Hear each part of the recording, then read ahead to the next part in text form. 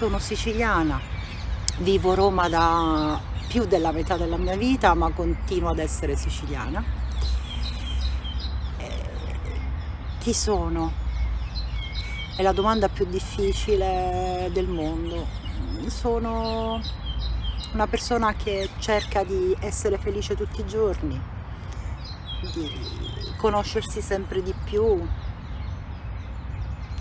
con tantissime paure, tantissime ansie.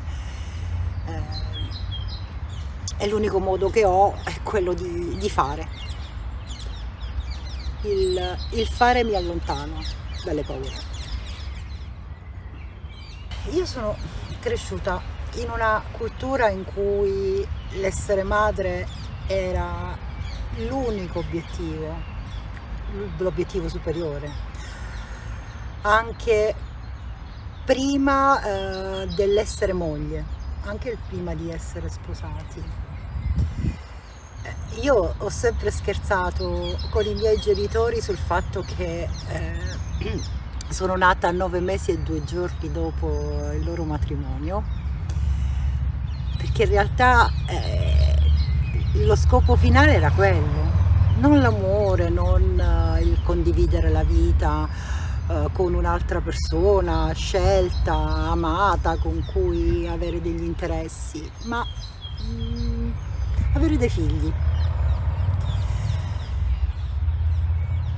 E mi sarebbe tanto piaciuto avere una madre che invece non avesse rinunciato ai suoi progetti, a studiare, a continuare a lavorare, anche perché ero affascinata da piccola, no? dal suo lavoro, dal creare da un pezzo di carta dei tailleur bellissimi. Ma anche quello che era per lei una gioia è diventato un obbligo, no? Un obbligo, perché crescere 3 figli con un solo stipendio negli anni 70 l'ha obbligata a lavorare per noi, per i nostri vestitini, no? Per risparmiare, facendoli in casa. Quindi vedevo in lei semplicemente la madre affaticata, la madre nervosa, che non ce la faceva. E quindi il suo essere madre non è stata una scelta totale, è stato un obbligo, una fatica.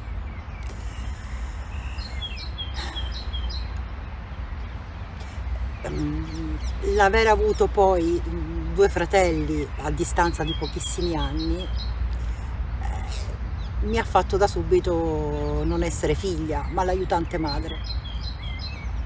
L'aiutante madre che non doveva fare capricci, che non doveva piangere, che doveva accudire i fratelli più piccoli, perché mamma non ce la faceva.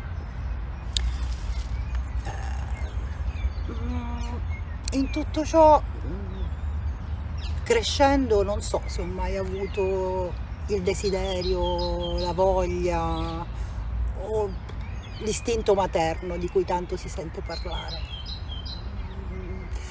Ho dedicato la mia vita più che altro alla crescita di me stessa, al comprendermi, al capirmi. Non è mai stato il mio primo obiettivo il diventare madre. E forse quando è arrivato il momento non era più possibile.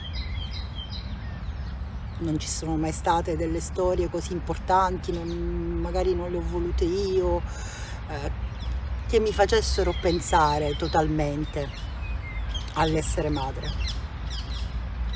Volevo essere Elisa. In passato ho pensato più volte di essere incapace, ok? Quindi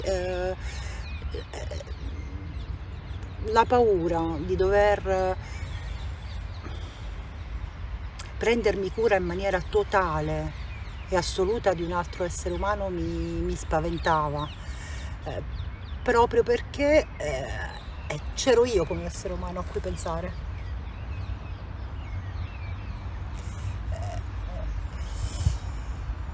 A 5 anni mi sono ritrovata da sola nella mia stanzetta a pensare: devo prendermi cura di me, perché non c'era nessun altro che poteva farlo.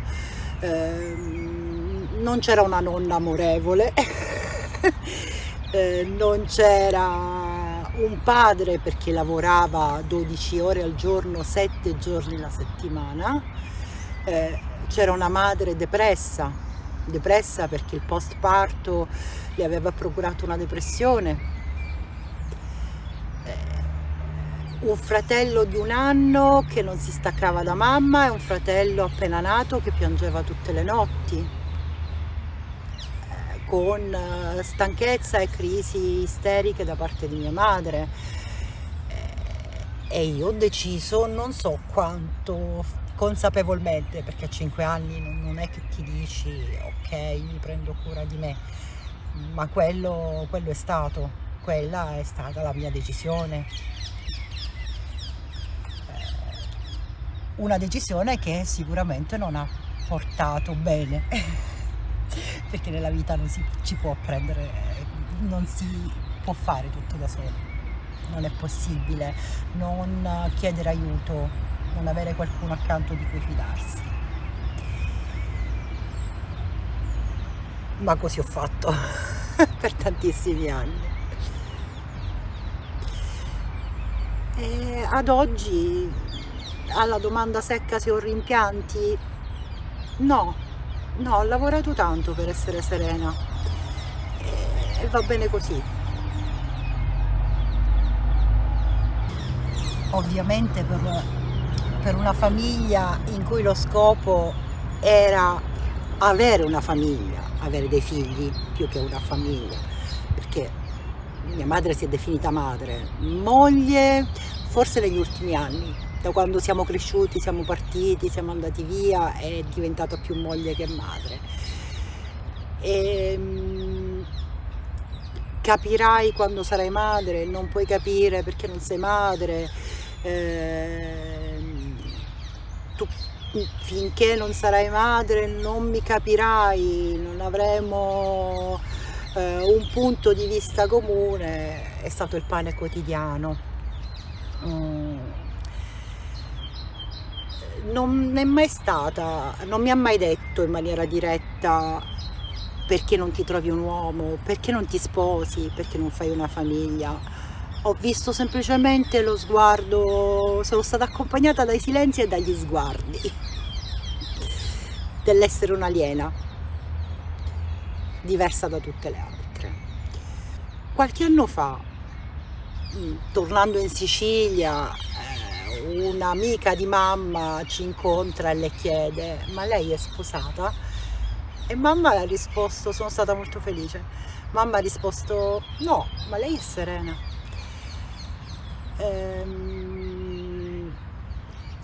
Da lì sono cadute tante barriere, tante incomprensioni. L'essere vista, in quel momento avevo raggiunto lo scopo di essere vista, ero serena, quindi perché avrei dovuto essere uguale a tutte le altre se ho la serenità.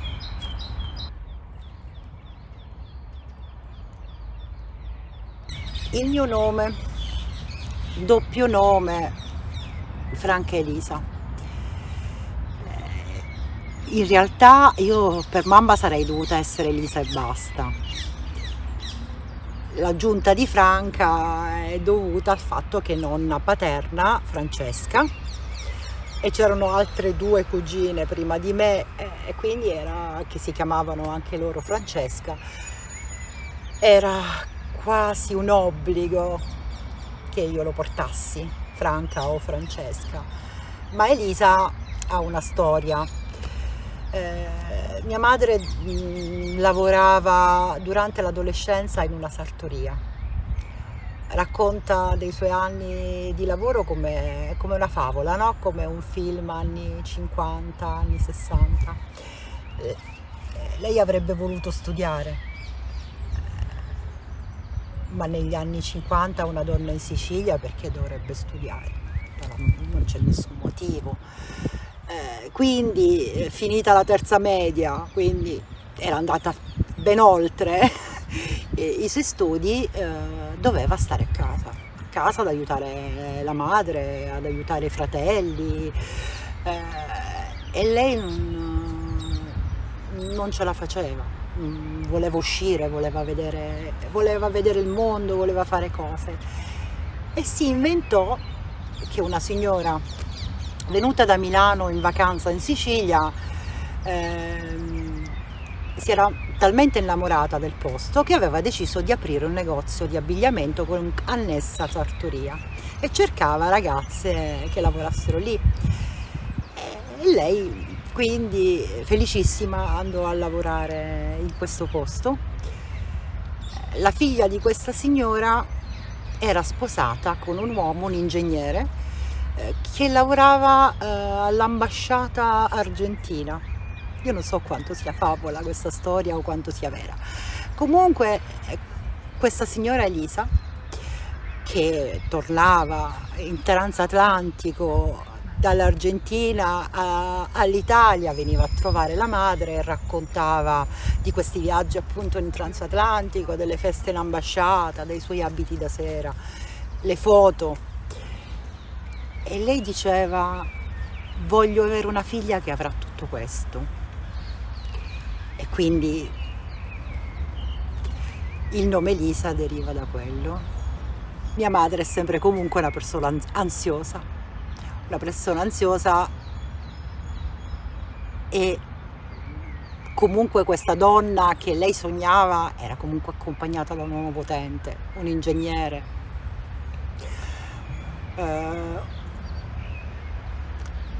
Lei avrebbe voluto che io avessi tutte queste cose, ma mi doveva proteggere qualcuno, mi doveva proteggere un uomo.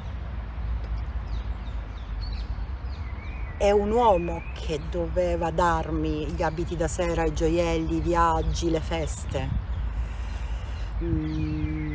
È sempre stata spaventata. Alcune volte ho pensato anche un po' invidiosa della mia totale libertà e incoscienza. Ma soprattutto spaventata. L'ansia è stata una grande compagna, un'ansia che mi ha trasmesso anche lei. Il partire a 19 anni e venire in una grande città totalmente da sola, cominciare da zero, cioè, non sapevo neppure fare un uovo, non sapevo che cosa fosse una bolletta della luce, e ogni mia scelta, ogni mio racconto era accompagnato da un suo attacco di ansia. L'ho sempre vista spaccata a metà. Da una parte traspariva l'orgoglio che io comunque fossi sola e riuscissi comunque a farle le cose, e dall'altra la paura del chi si prende cura di lei. Di mia madre mi sono presa cura io, poi mi sono presa cura io quando mettevo la testa sotto il cuscino a 5 anni perché avevo paura dell'uomo nero e non volevo che mi sentisse piangere, perché lei non poteva, non aveva tempo di coccolare me. Mi sono presa cura io di lei quando ho imparato a leggere le favole, perché nessuno aveva tempo di leggermi le favole. C'è un aneddoto. Mio fratello, il piccolo di casa, una volta scappò dall'asilo. Aveva 4 anni. L'asilo non era tanto lontano da casa, ma neppure così vicino, perché un bambino di 4 anni tranquillamente dall'asilo tornasse a casa. E siccome lui era il piccolo, doveva fare tutto quello che facevano gli altri, il fratello più grande era già passato alle elementari, lui non voleva stare all'asilo e scappò dall'asilo, lasciando cappotto, cartella, tutto quanto. Tornò a casa perché non aveva più voglia di stare all'asilo e si nascose dietro delle piante in giardino, aspettando l'ora per farsi vedere, perché mamma non lo voleva sapere. E io l'ho trovato lì, avrò avuto 9 anni? Sì, 9 anni, se lui ne aveva 4, sì, avevo 9 anni. E lui mi disse: non lo dire alla mamma, che la mamma poi si spaventa. Io a 9 anni ho trovato la maturità di dirgli: ok, ma anche se mamma si spaventa non puoi stare al freddo a dicembre e buttato in giardino senza cappotto, ci parlo io con mamma per tranquillizzarla. E quando mia madre se l'è visto davanti, attacchi di panico, da solo, hai attraversato le strade per venire a casa.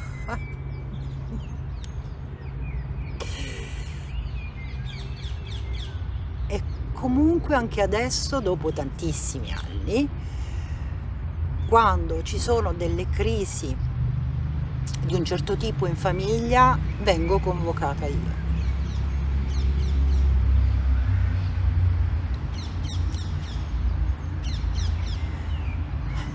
Io non ho mai convocato nessuno quando ci sono state crisi nella mia vita. Nell'ambito del lavoro, sicuramente essere una donna senza figli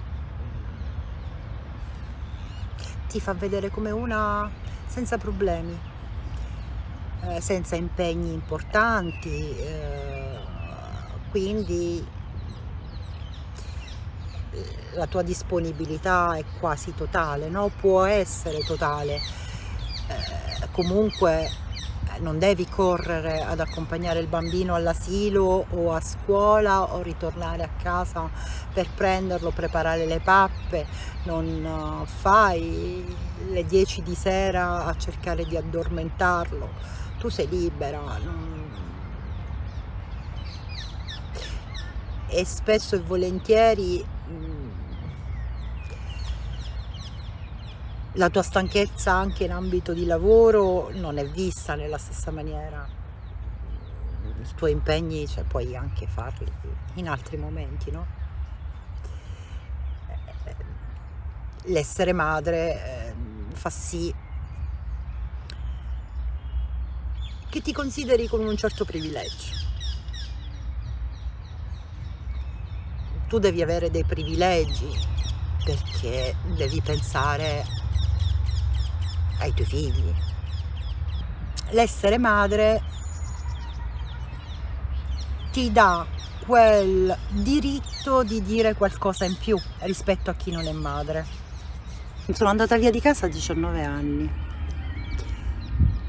e mi sono sentita sradicata, senza un posto dove stare, no? Camere in affitto condivise durante l'università, appartamenti che non erano i miei, in cui anche appendere un quadro era chiedere un lusso, e soprattutto avevo bisogno di un posto che fosse totalmente mio. La mia casa di origine non era la mia casa, era la casa dei miei, dove anche la mia stanza non era la mia. La mia stanza era gestita da mamma, era lei che decideva i soprammobili da mettere, il copriletto, il colore della parete. Avevo assolutamente, era il mio desiderio più grande avere una casa mia. E per tanti anni ho pensato che sarebbe stato impossibile da un punto di vista economico, i lavori precari, l'impossibilità di avere un mutuo. E l'ho sempre pensato come un desiderio, una cosa così lontana, impossibile da avere. e ne parlavo come un desiderio.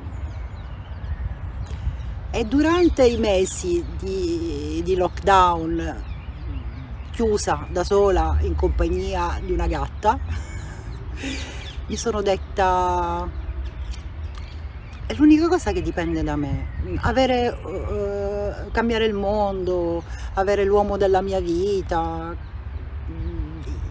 essere amata follemente non dipende da me, questo posso farlo.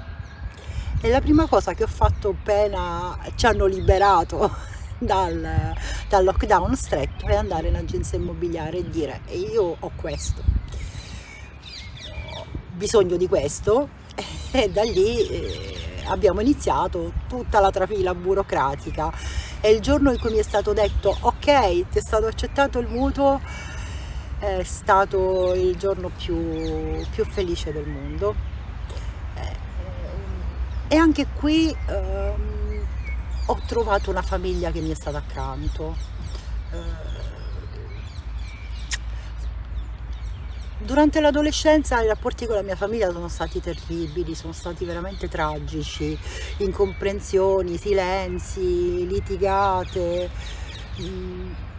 Io sono cresciuta in una Sicilia negli anni '80, dove sono stata la prima a dire: mi metto i jeans strappati e mi faccio i capelli viola, voglio andare al cinema, voglio andare ai concerti, passo la notte fuori con le amiche davanti a un falò. Una ragazza di oggi, se mi sentisse dire una cosa del genere, direbbe: beh, quindi per me è stata una rivoluzione prendere un treno per andare a Palermo, 6 ore di treno per andare a vedere un concerto. Nessuna delle mie cugine l'aveva mai fatto, era una cosa assurda. E quindi è stato un lavoro per tutta la vita avere qualcuno che mi appoggiasse nelle scelte. E la casa simboleggia anche quello, l'aver fatto una scelta condivisa con le persone che mi amano. Quando ho deciso di comprarla, ne ho parlato con mio fratello,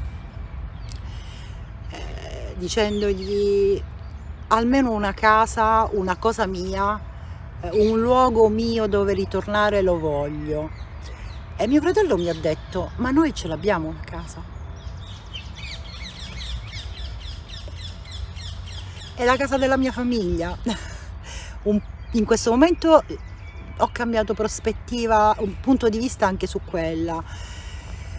È un luogo sicuro dove ritornare, ma non è la mia. Il rapporto con il mio corpo è stato drammatico, perché allora, a parte sono sempre stata una bambina alta, sono sempre stata alta rispetto alla media. A un certo punto, intorno ai 10-11 anni, sono esplosa, è arrivato il ciclo, da che ero una bambina che andava in giro in topless al mare, mi sono ritrovata alla quinta.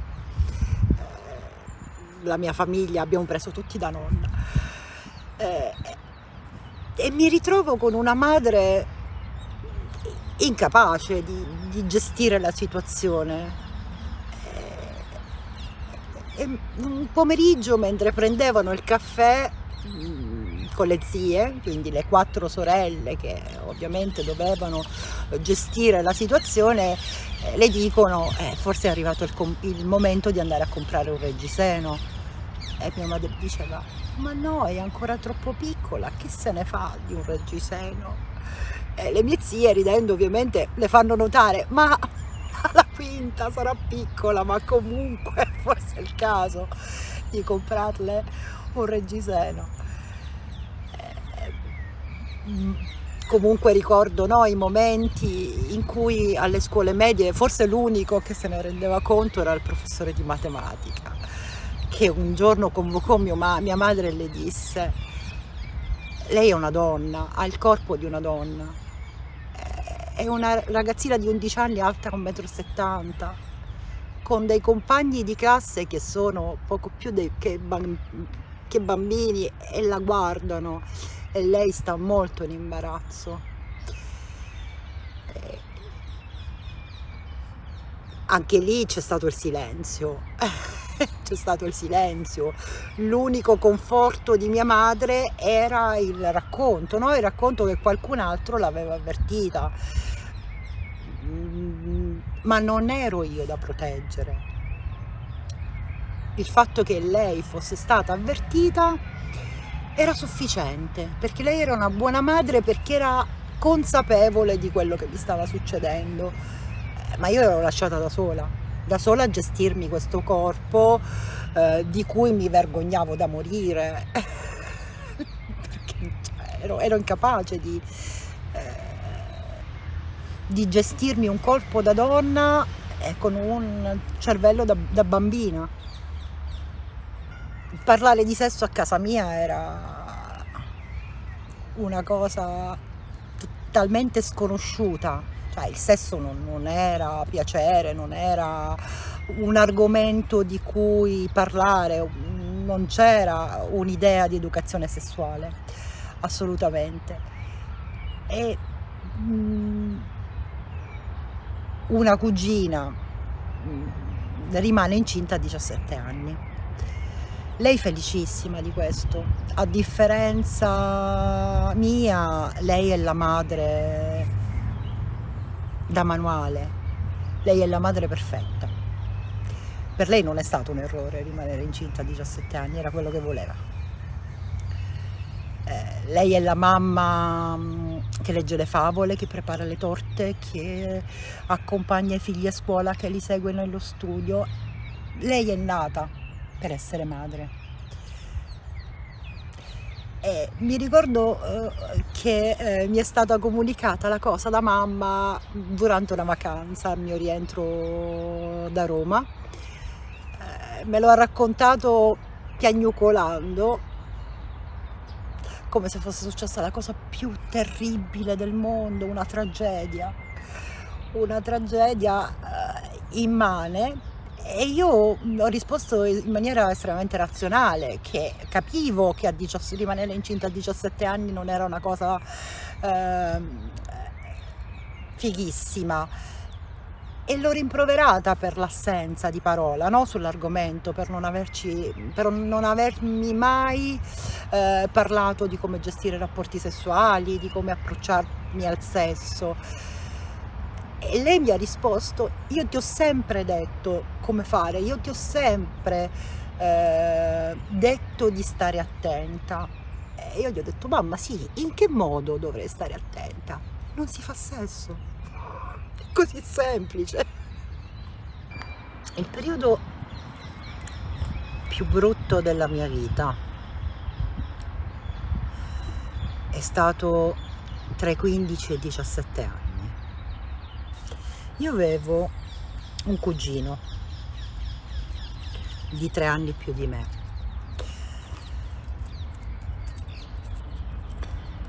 Un bambino di 3 anni più di me è stato per me la figura paterna, materna, l'unica figura paterna che ho avuto. È assurdo da dire.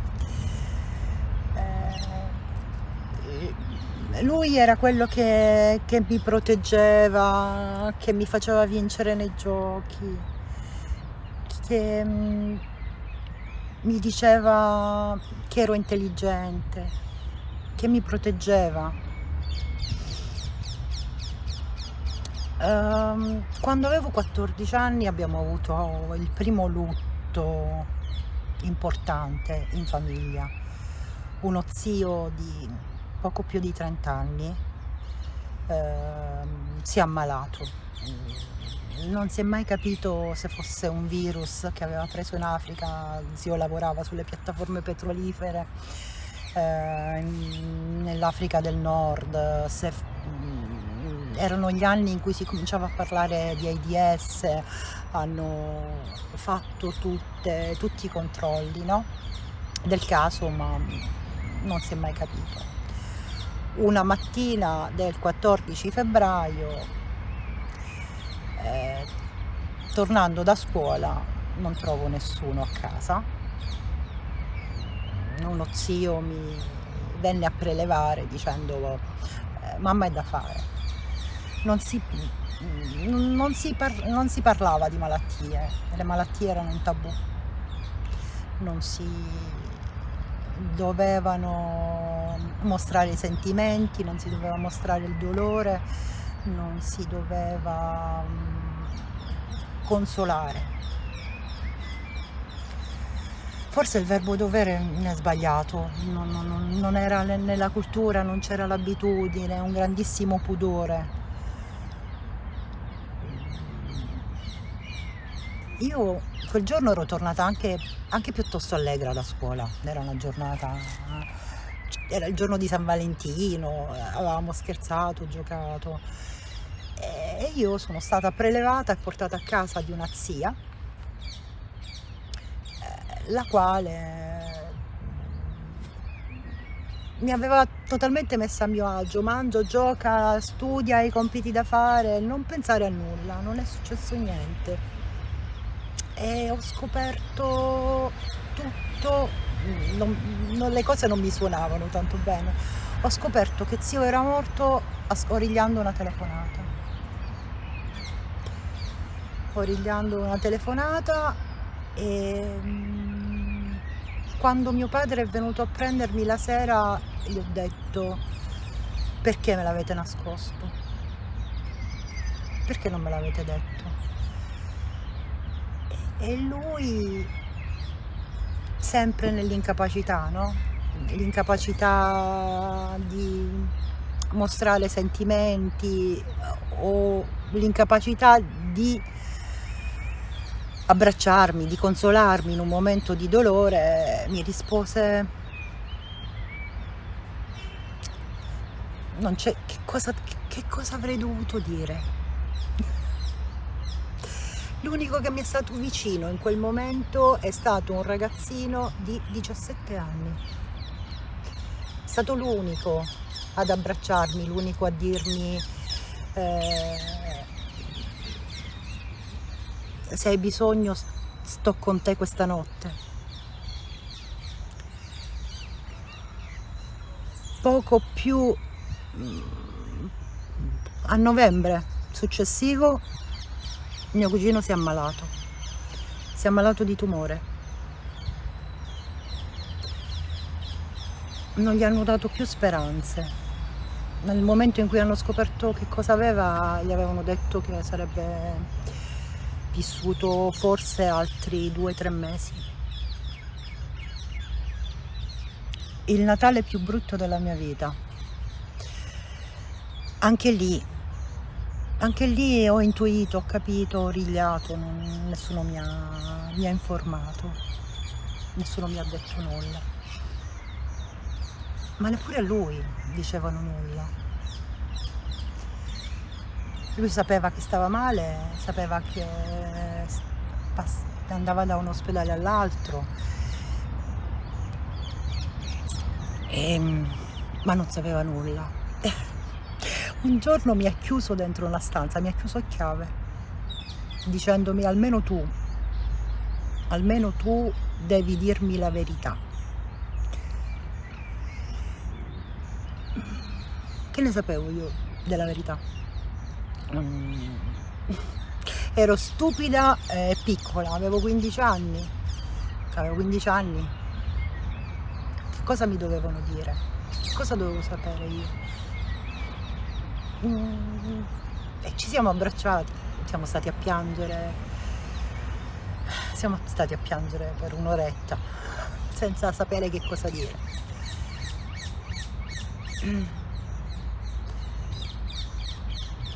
Sono passati 9 mesi, perché era agosto, è morto ad agosto. In quei 9 mesi lui è cambiato. Non era più il mio eroe, non era più il mio fratellone maggiore, non era quello che mi proteggeva, è diventato cattivo, arrabbiato, arrabbiato col fatto che io fossi libera di andare in giro a giocare, scherzare e a divertirmi con gli amici. Io ero scappata, non riuscivo a reggere tutto il dolore e la rabbia che lui aveva, tutto il dolore che c'era in quel momento. E facevo l'adolescente, uscivo con le amiche, andavo ai concerti. Una mattina di agosto sono stata buttata giù dal letto con una certa violenza da mia madre, che arrabbiata mi diceva: stai ancora a dormire, alzati, e mi ha trascinata in ospedale. Io non avevo più voluto vedere mio cugino da qualche mese, anche perché non era neppure possibile vederlo. E l'ultimo, e sono riuscita a vederlo per salutarlo qualche giorno prima che morisse. Era un ragazzo bellissimo, ma veramente bello, ed era irriconoscibile, e in quel letto di ospedale.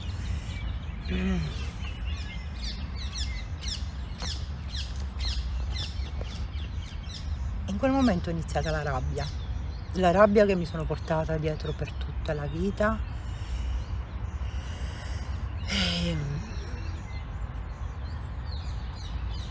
E una frase di mia madre mi colpì tantissimo.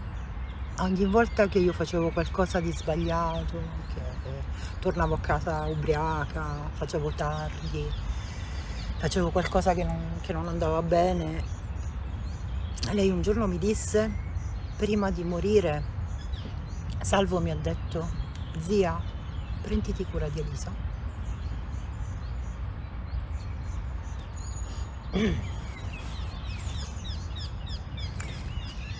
Un ragazzino di 19 anni che stava morendo ha dovuto dire a mia madre di prendersi cura di me, perché lui non l'avrebbe più potuto fare.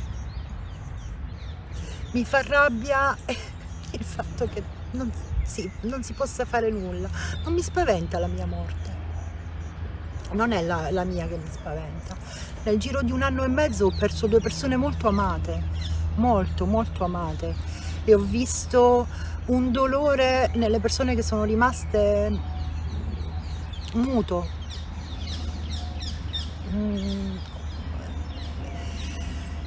Le mie zie, una aveva perso l'amore della sua vita con 2 ragazzine di 7 e 2 anni da crescere da sola. Mia zia non lavorava, aveva perso l'amore della sua vita, l'uomo che aveva scelto e che ha sposato scappando di casa contro il volere di nonno, che la trattava come una principessa, non aveva mai lavorato, era sempre stato lui accanto a lei. Lei si è rimboccata le maniche, ha tirato su 2 donne meravigliose.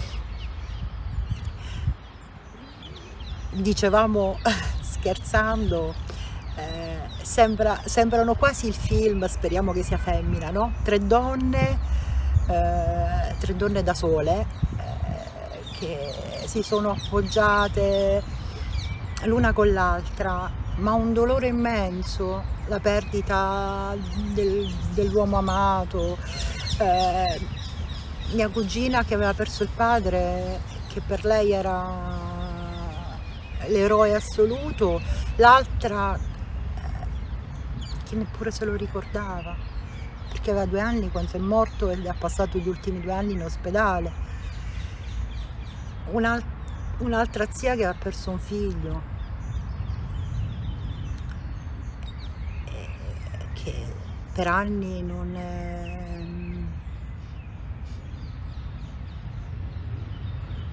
usciva di casa. La morte la vedo come con rabbia,